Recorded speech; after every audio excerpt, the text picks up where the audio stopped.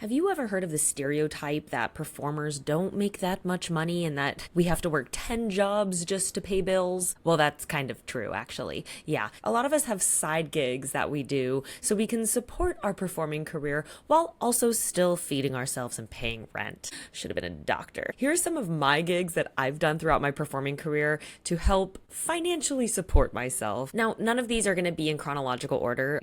Couldn't do that to my brain. It's just been so sporadic over the 20 years of performing. So I'm going to break them up into categories, if you will. And first off, we're going to start with the classic waiting tables. I feel like that would be the first thing that comes to anyone's mind when it comes to more like actors. Like, oh, I'm an actor. Oh, so you wait tables. You know what? As I said, it pays the bills. Now, the first time I stepped into a restaurant, actually, it was when I was 16. It was my first professional job when I was working at Disneyland, and I had mornings off, and I thought, you know what? I'll go get a breakfast shift somewhere. So I worked at Ruby's Diner for 2 weeks. That's right. I was a hostess, and it was kind of boring. It was my first glimpse into the restaurant industry, but I did go in telling them I had another job and had to be out by like 1:30 p.m. every day, and they weren't quite working with me. So 2 weeks into being a hostess, I quit. I did get to wear a cute little outfit though. It was fun, but I did not enter the restaurant scene until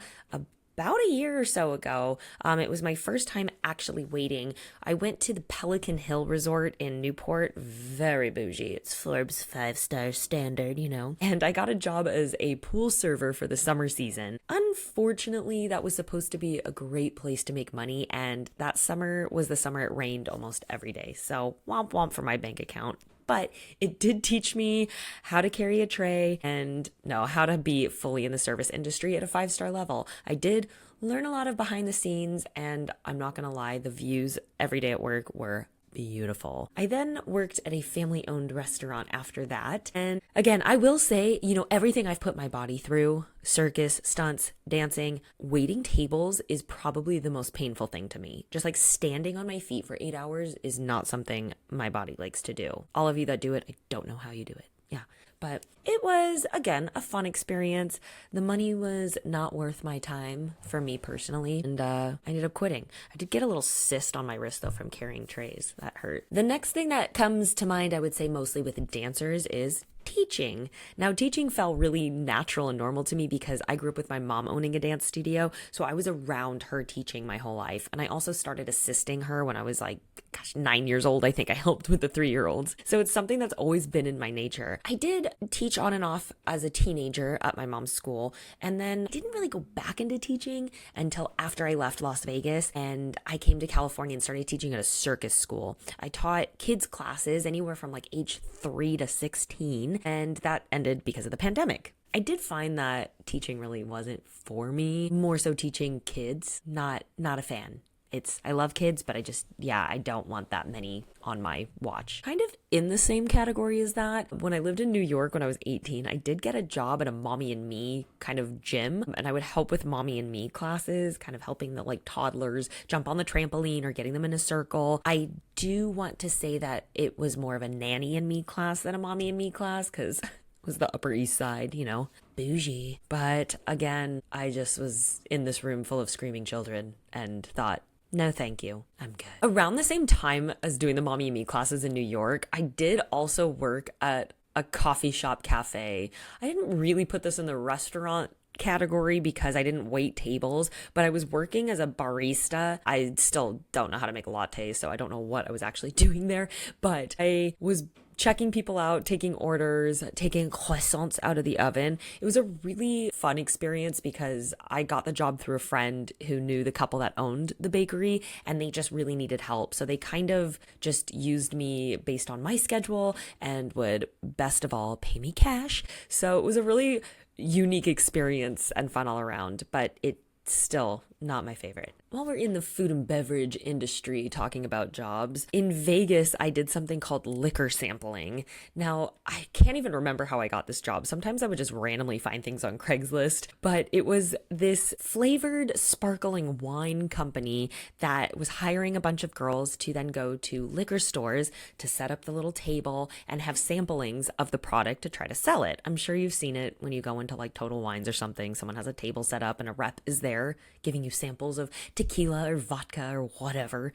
Ours was a horrible flavored sparkling wine. It was not great. It was like this lavender, I think lavender something was one of them, and they were just too sweet. I don't know. But we would go about once a week. I would go by myself. I would pick up the tub, pick up all the merch I needed, and just set up this little table by myself in Lee's Liquor in the back for 4-hour shifts. Now, unfortunately, this company went bankrupt before any of the payroll could go through. So I want to say I worked at least 5 shifts and never got paid for those. So love that. Love that for me. I'm pretty sure I got a couple bottles for free, which yay, because it tasted so good. Next on the list, another one that a lot of performers do, children's birthday parties. I don't know why I keep doing kids things. It's because they pay. I don't even know where to begin with this one. I mean, it is what it is. You dress up as a character and you go to a party and you pretend to be that character. I used to do this when I was a teenager with my sister. Occasionally we would do kids' birthday parties through my mom's dance studio. We normally would go and just like do their hair and makeup and teach them a dance. Fun, whatever. Again, very sporadic. But it was when I moved to Vegas that I think I found this girl on Craigslist looking for another girl to join her princess company. And I thought, I could be a princess. I've performed. I worked at Disneyland. My goodness. So this was the time that Frozen was really popular. And she was like, well, I'm looking for an Elsa. So I did Elsa birthday parties and I would have to go for about 2 hours. And I don't even remember what I did. I would like read stories and paint faces and of course sing Let It Go. Now, I was not a big Frozen fanatic, so I'm not gonna lie, I didn't know the words to Let It Go. I still don't. And I would just kind of let it go, you sing it. And I would just tell the kids to sing and I'd be like, yeah, I'm Elsa. I do remember one time, we didn't just do birthday parties, but one time I got hired for a baptism / birthday party, and it was like for a 1-year-old, and it was this giant banquet room. It was a big Hispanic party, and I went. Not a lot of people spoke English, so I was having a hard time communicating. I mean, at the end of the day, I just kind of with the kids. But after about like 30 minutes, the novelty of me wore off. So I was left alone just standing in the corner of this banquet room and no one cared about Elsa anymore. And then piñata time happened and they brought out the piñatas and I guess the candy would break and the kids would go crazy, but the parents would also throw coins for the kids. And so next thing I know, I'm getting hit left and right with like pennies and candies that are flying out while the kids are running, screaming to the piñata. And like, my God, I just remember sitting there getting docked and I'm like, what is my life right now? Fully dressed as Elsa. So that was fun. I know I also did Ariel. I've done Snow White. I'm not a Snow Whiter, but at one point in my life I did. That might be it. Yeah, I got stuck as Elsa for a long time. The next category is quite broad, but we're going to umbrella them all under, and it is just general entertainment gigs. Now, this ranges anywhere from standing and handing out drinks in a costume to atmospheric aerial work to a magician's assistant.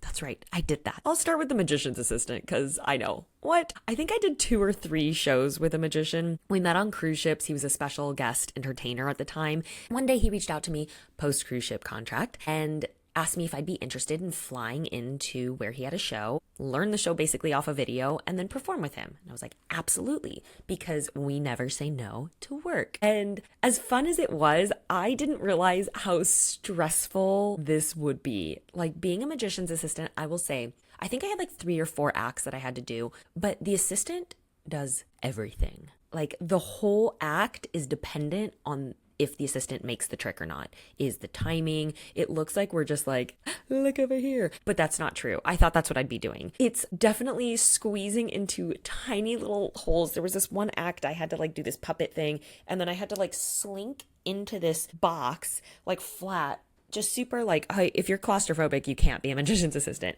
And at the same time, like pull this string while he's actually up there just going, ooh, and like the whole thing. And then he lifts a sheet and then I have to jump up real quick to like present. Or we did the classic switcheroo where the magician stands up on a box, throws up a scarf or a big curtain, and then when it comes down, I'm standing there. And then I go in and I open the box, untie him. Oh yeah, that is all me. Like in the box, crouching behind, and then when he throws it up, having to make the switch real quick and all these crazy things. And again, it is so stressful because it's not your name on the line and you don't look like the idiot. It's all on him. And I don't like to make people look stupid. So it's one thing to mess up in shows and go, God, I look dumb. But it's another to do something to make someone else look dumb. Oh my gosh.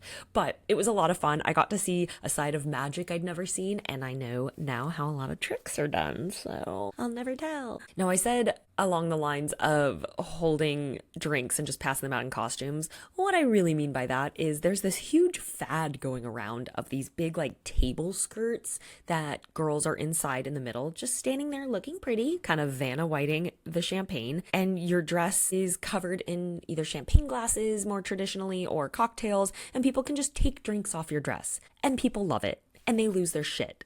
And I don't know why, because I think it's kind of stupid.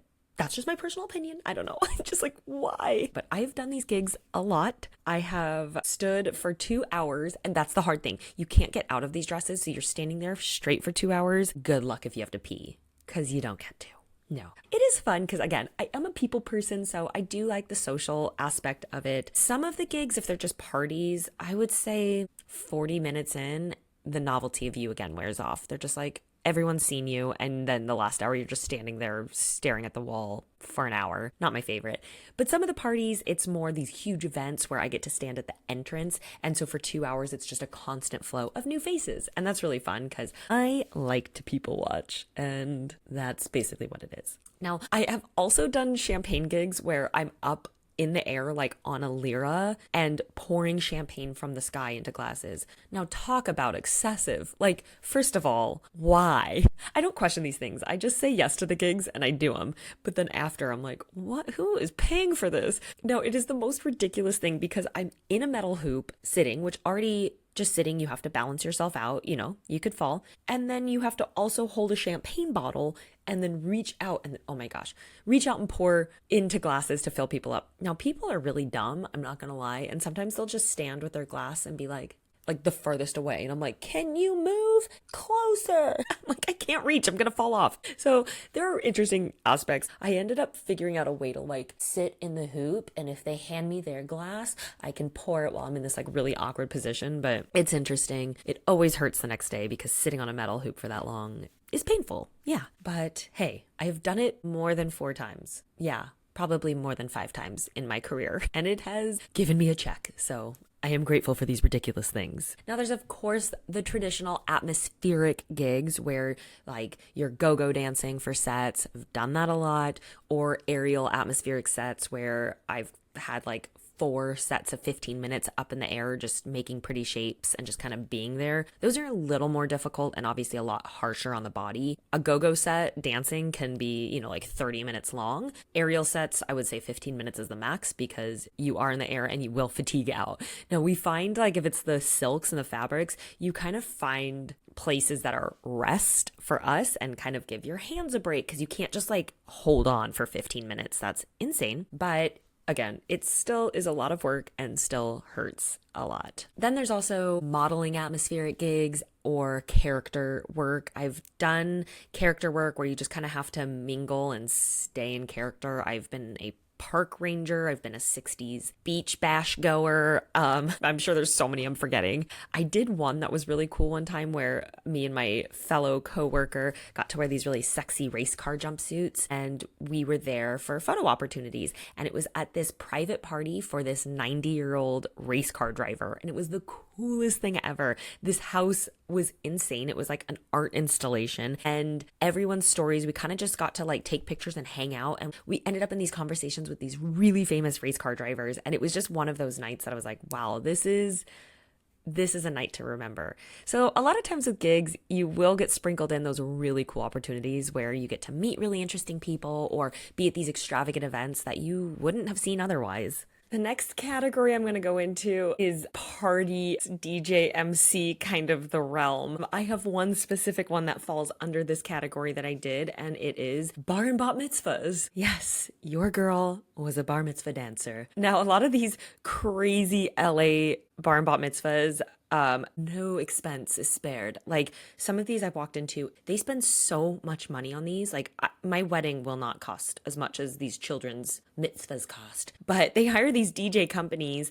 that come with these epic setups, and they will bring anywhere from 2 to 6 additional dancers for their party, and I was hired as one of these dancers for multiple parties. And basically what we would do is just kind of beat on the floor to get people to dance. And when it's the hora, we help gather to get everyone in their circle, and we might lead dances. So if it's kind of dance party, the DJ will be like, everybody follow Gelsey. And I'll be like, hey, and everyone does what I do. And I'm like, okay. And it's just basically filling the floor, getting the kids to dance, maybe doing a dance off and helping with games. And some of these parties, I'm telling you, I mean, these have to be like $500,000 bar mitzvahs. It's insane. Now, back in my day, when I went to bar and bat mitzvahs as a guest, they were not this expensive and extravagant because it's for a child.